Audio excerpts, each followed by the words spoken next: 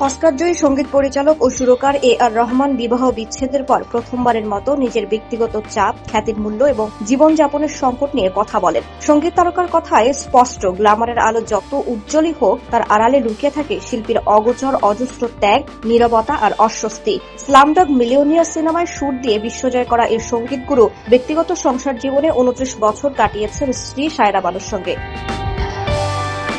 তবে গত বছর হঠাৎ করেই তারা বিচ্ছেদের ঘোষণা দেন। যদিও সেই সময় বিচ্ছেদের কারণ প্রকাশ্যে আনেননি এ.আর রহমান কিংবা সায়রা। তবুও সম্পর্ক ভাঙার পরও স্বামীর সম্পর্কে কুকথা শুনতে নারাজ সায়রা বানু। তিনি বলেন, ব্যক্তিগত সম্পর্ক যাই থাকুক, রহমানের প্রতি মানুষের সম্মান তার কাছে অটুট। কিন্তু এ সম্পর্ক ভাঙার পর আরও একটি বিষয় সামনে এসেছে। খ্যাতির বোঝা এবং তার রহমানের ব্যক্তিগত জীবনে যে চাপ সৃষ্টি করেছে সেটি। চেন্নাইতে থাকাও খ্যাতি দুটোই আমার জীবন বদলে দিয়েছে। সম্প্রতি এক সাক্ষাৎকারে এমন কথাই বলেন এ.আর রহমান।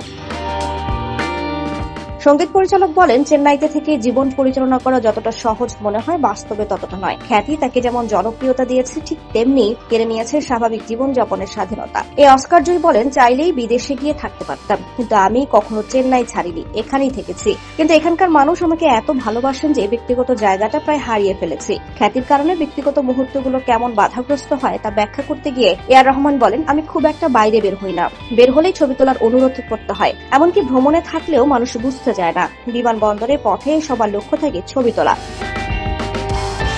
তিনি বলেন, কোনো বিয়ে বাড়িতে খেতে গেলেও একই দৃশ্য। আমি হয়তো প্লেট হাতে বসেছি, ঠিক তখনই লোকজন ছুটে আসে ছবি তুলতে। আমি বললেও কথা শোনে না, কারণ তাদের কাছে সেই ছবিটা খুবই জরুরি। তাই এখন আর বিয়ের দাওয়াতে খেতে যাই না। এই সঙ্গীত পরিচালক আরো বলেন, জনপ্রিয়তার মূল্য অনেক বড়। খ্যাতি আমার জীবন থেকে অনেক কিছু কেড়ে নিয়েছে। কিছু জায়গায় স্বাধীনতা বলতে কিছুই আর নেই। বিদেশের পরিস্থিতি তুলনামূলকভাবে ভিন্ন বলে মনে করেন এ.আর রহমান। তিনি বলেন, বিদেশে গেলে কেউ এমনভাবে বিরক্ত করেন না। ন্যূনতম ব্যক্তিগত পরিসরটা মানুষ সম্মান করে, কিন্তু দেশে জনমুখী হওয়াটাই যেন এক ধরনের চ্যালেঞ্জ। তিনি বলেন, তবু তিনি দেশ ছাড়ার কথা কখনো ভাবেননি। সবকিছু সত্ত্বেও এখানেই থেকেছি, এখানেই কাজ করেছি। আমার মাটির প্রতি টান আমাকে দেশে ধরে রেখেছে বলে জানান এই অস্কারজয়ী।